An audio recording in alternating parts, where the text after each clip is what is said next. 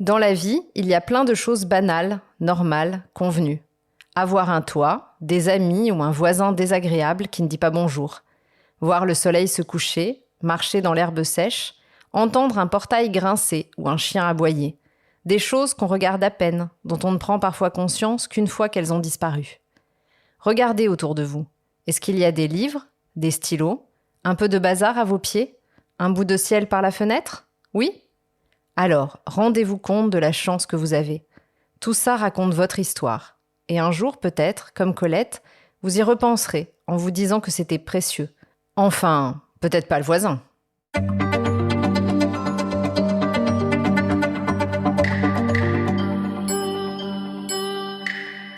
Sido, suivi de Les Vrilles de la Vigne, Colette, 1930. Podcast L'écume des œuvres, Hachette Éducation. Sido est composé de 3 parties. Sido, le capitaine, les sauvages. Dans la première partie, la narratrice, en évoquant des souvenirs d'enfance, dresse le portrait de sa mère Sidonie, surnommée Sido. Facile de s'en souvenir, c'est le nom du livre. D'ailleurs, lorsqu'un personnage donne son nom à l'œuvre, on parle de personnage éponyme. Sido semble être une femme sévère, avec des avis bien tranchés, sur les Parisiennes et les gens en général. C'est aussi une mère de famille active qui prend soin de sa maison, mais sans y prendre plaisir. La seule chose qui semble l'apaiser, c'est la nature. Toute présence végétale agissait sur elle comme un antidote. Sido est un puits de science, elle aurait fait une excellente conseillère au Jardier Leclerc de Saint-Sauveur-en-Puisaye. Colette va évoquer son jardin et ceux de ses voisins dont elle décrit les habitudes. On croirait qu'elle décrit un paradis terrestre dont sa mère serait la déesse. La paix de notre jardin, où les enfants ne se battent point, où bêtes et gens s'expriment avec douceur, un jardin où, 30 ans durant, un mari et une femme vécurent sans élever la voix l'un contre l'autre. Mon imagination, mon orgueil enfantin, situait notre maison au centre d'une rose de jardin, de vent, de rayons, dont aucun secteur n'échappait tout à fait à l'influence de ma mère. Il faut dire que Sido semble véritablement connectée à la nature, au point qu'elle est même capable de prévoir le temps qu'il fera. Elle a pour cela toute une série de techniques assez surprenantes, comme observer le comportement des chats, des tortues ou des écureuils. Pas sûr que ce soit aussi efficace que les satellites, mais Sido tombe souvent juste, ce qui ne manque pas d'impressionner sa fille. Sido peut s'énerver, par exemple si sa fille touche aux graines fraîchement plantées, mais sa colère s'éteint bien vite. Elle couvre sa fille d'attention et lui transmet ses connaissances sur la nature. Au fond, elle est très éthique et éco-responsable avant l'heure. En revanche, elle ne s'intéresse pas du tout à la religion, préférant la nature, ce qui n'est pas courant à l'époque. Sido apparaît alors comme une énigme, une femme tiraillée entre la société et un immense besoin de liberté. Lors d'une scène très émouvante, Colette la décrit en train de contempler un merle qui mange des cerises. Contrairement à d'autres qui auraient chassé l'oiseau vorace, elle le laisse faire et se contente de l'admirer. Plus proche de la nature que des hommes, Sido est un brouillard que sa fille peine à percer. Colette évoque ensuite 2 souvenirs de sa mère. La fois où il avait neigé en juillet et la fois où il avait plu des grenouilles. Énervé le réchauffement climatique. Au-delà des anecdotes surprenantes aux allures fantastiques ou bibliques, ces scènes permettent de montrer que Sido est également une excellente conteuse attentive aux surprises du monde. Sido n'est pas toujours tendre avec sa fille, lui reprochant d'avoir l'air bête ou d'être fade. Mais on sent qu'au fond, malgré cette rudesse, elle aime profondément son enfant, qu'elle appelle « Mon joyau tout en or ». Enfin, elle lui met quand même de sacrés chaud-froid. Apparaît ensuite Adrienne, une voisine qui mène une vie de bohème. Sido et Adrienne se ressemblent beaucoup. Elles ont plusieurs points communs, dont une passion pour la nature et pour la littérature. La maison d'Adrienne regorge de plantes et de livres. Au fond, la narratrice sent que Sido est jalouse d'Adrienne, peut-être parce que sa fille y passe du temps, peut-être parce qu'Adrienne semble plus libre. Puis le temps file, et avec lui, l'innocence de l'enfance. Ma 12e année vit arriver les mauvaises fortunes, les départs, les séparations. Réclamée par de quotidiens et secrets héroïsmes, ma mère appartint moins à son jardin, à sa dernière enfant. Colette conclut cette partie en convoquant une ultime image de sa mère. Elle décrit Sido la dernière fois qu'elle l'a vue, à sa place, là, dans ce jardin qu'elle a tant aimé. Inspirée et le front levé, je crois qu'à cette même place, elle convoque et recueille encore les rumeurs, les souffles et les présages qui accourent à elle, fidèlement, par les 8 chemins de la Rose des Vents. Après avoir si magnifiquement dressé le portrait de sa mère, Colette s'attaque ensuite à celui de son père dans la deuxième partie. Jules Joseph, surnommé le Capitaine, est lui aussi un être mystérieux. C'est par des bribes de souvenirs qu'on va découvrir cet ancien soldat amputé d'une jambe. Il a conservé une certaine vigueur, mais même physiquement, la narratrice peine à le décrire tant ses souvenirs sont vagues. Il erre et flotte, troué, barré de nuages, visible par fragments. Jules Joseph Colette a plusieurs passions. Il aime écrire, même s'il a peu de talent. Il aime aussi ses enfants, mais Colette sent au fond qu'il le gêne un peu.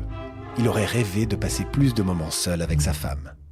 Même s'il est doux, ce père énigmatique peut se montrer jaloux, froid ou colérique. Quand le capitaine n'utilise pas sa belle voix pour crier, il le fait pour chanter. Chanter lui permettait de ne pas parler de ses problèmes, de cacher sa peine et d'esquiver les questions. Car la vie n'a pas été tendre avec lui. À 29 ans, il a eu la cuisse arrachée durant la guerre. Il aurait voulu mourir au champ d'honneur. Mourir publiquement et avec gloire, au milieu de la place, sous le drapeau. Mais il fut sauvé. À travers ses souvenirs perce peu à peu l'image d'un homme qui est comme passé à côté de la vie qu'il aurait voulu avoir. Et Colette regrette de ne pas l'avoir mieux connu, de ne pas avoir osé discuter avec lui quand il était encore en vie. Il faut dire que le père semble en décalage à côté de Colette et de sa mère. C'est un citadin exilé à la campagne. Très sociable, il fait un peu de politique, aime la science, organise des sorties en famille le dimanche. La nature pour lui est plus un décor qu'une amie, et il aime assez peu les animaux au point que même le chien ne lui obéit pas. Mais s'il a bien une caractéristique prédominante, c'est qu'il aime profondément sa femme. Quand Sido reste pudique en public, lui peine à cacher tout l'amour qu'il lui porte. Lorsque Sido tombe malade, le capitaine est terrifié à l'idée que sa femme meure avant lui. Il sait qu'il ne pourrait pas vivre sans elle. Que Sido subisse des opérations graves ou qu'elle manque simplement de s'étouffer avec une arête, le père, terrifié, montre de l'impatience, s'énerve et fait même du chantage à la guérison. Colette voit dans cette attitude, dans l'inquiétude du père, dans la lassitude tendre de sa mère, le témoignage de la passion qui toujours les lia. Colette fait ensuite un bond dans le temps pour nous raconter sa rencontre avec Madame B, une voyante. Lors de la séance, la femme lui décrit un esprit qui se trouve derrière elle, un vieil homme. Colette reconnaît son père. Madame B affirme que cet esprit veille sur elle depuis l'au-delà, car elle représente ce qu'il aurait voulu être sur Terre. Vous êtes justement ce qu'il a souhaité d'être. Lui, il n'a pas pu. En effet, Colette a réalisé le rêve de son père en devenant autrice, et ce lien semble les unir à jamais. Son père a manqué une carrière d'écrivain, laissant à ses enfants de nombreux livres aux pages blanches. La seule page que le capitaine ait fini de rédiger est une dédicace.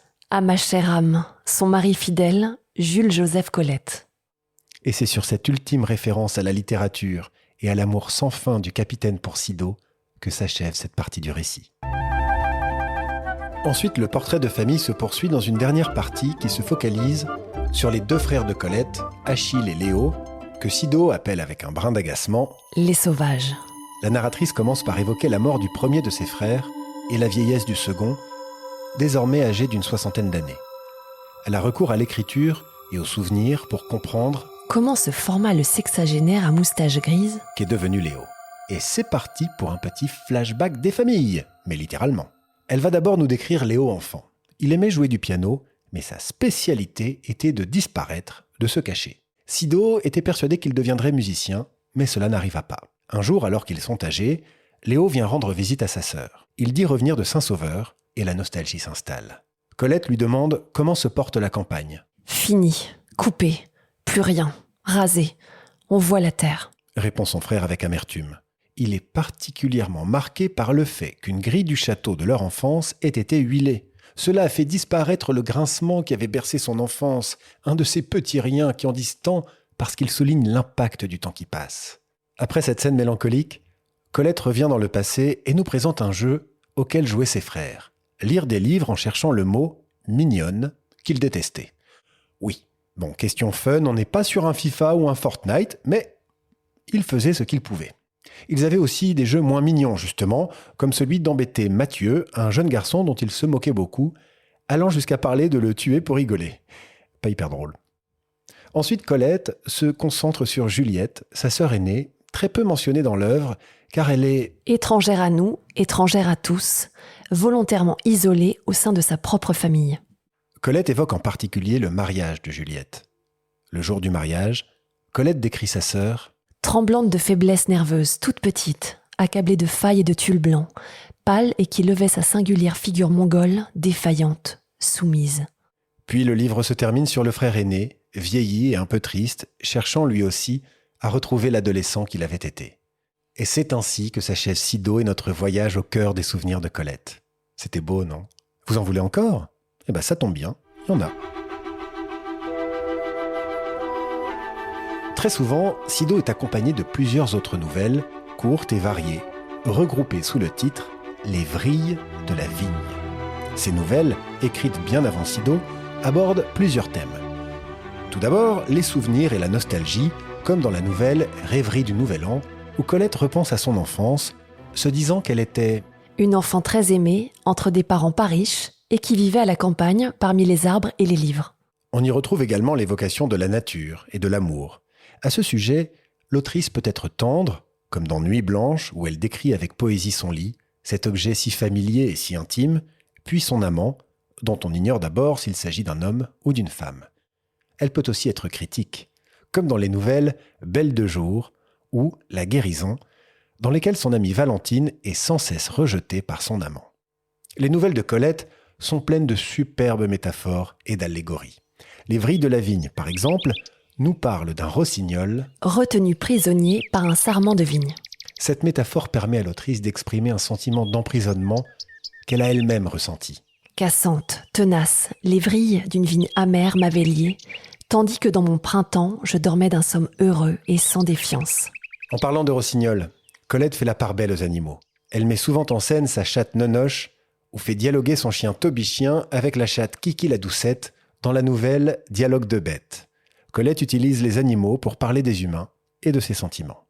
Enfin, Colette parle d'art sous plusieurs formes, du maquillage au music-hall, et elle se livre à de surprenantes expérimentations poétiques et littéraires, comme par exemple dans la nouvelle Le Miroir, où elle se met elle-même en scène dans un dialogue avec Claudine, l'héroïne de sa célèbre saga littéraire inspirée de son enfance. Dans ce dialogue brillant, Colette, l'autrice, fait face à son personnage, les deux se plaignant qu'on les confond toujours. Vous l'aurez compris, il n'est pas aisé de résumer tout ce qui est dit et raconté dans Sido et Les vrilles de la vigne, tant ces œuvres reposent justement sur les non-dits, sur les sous-entendus et sur les impressions. Ce sont des nouvelles dans lesquelles il faut se plonger comme dans un lac et se laisser porter à la découverte de personnes, de lieux, de sensations, de mémoires disparues et étrangères qui soudain, par la puissance de la poésie et des mots, nous deviennent familières et partagées.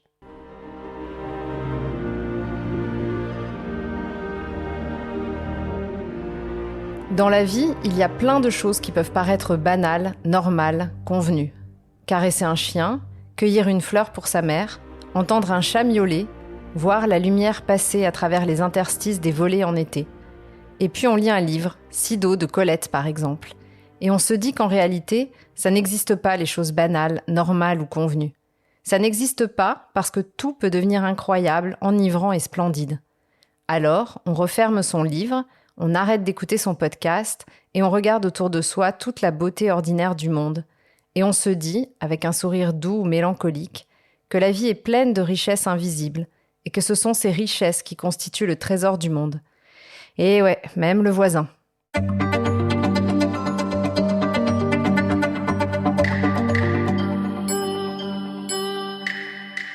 Sido, suivi de Les vrilles de la vigne, Colette, 1930. Podcast L'écume des œuvres, Hachette Éducation.